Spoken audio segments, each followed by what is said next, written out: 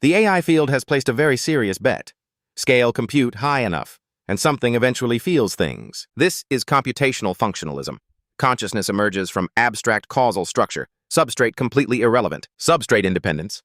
The software of the mind runs just as well on silicon as on neurons. Leading theorists are assigning real probability to current models being phenomenally conscious within a decade. Whole AI welfare frameworks exist right now because of this one assumption. A researcher at Google DeepMind just published a proof that the assumption is, by logical necessity, wrong. The paper's core move is asking a question the field keeps dodging.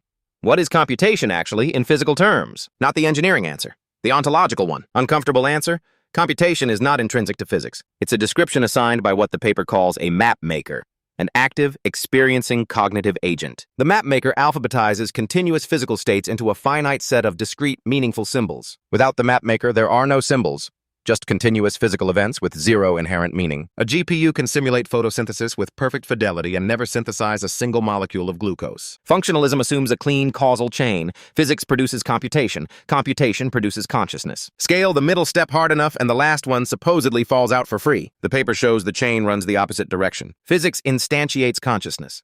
Consciousness constitutes concepts. Concepts get assigned to symbols. Symbols enable computation. Consciousness isn't downstream of computation. It's the physical prerequisite for computation to mean anything at all. Once you assign a symbol to a concept, you permanently sever the causal link back to the original experience. The machine executes syntax. The semantic content plays zero causal role. It runs identically if the symbols meant nothing at all. No amount of scaling fixes this. It's not an engineering problem, it's a logical one. Obvious objection. Give it a body. Sensors, actuators, real-time physical grounding, and the symbols get anchored to reality. The paper calls this the transduction fallacy. Every sensor input gets transduced from physical force to voltage, then alphabetized into discrete symbols by an external mapmaker. The operational core of the robot still runs entirely on those alphabetized symbols.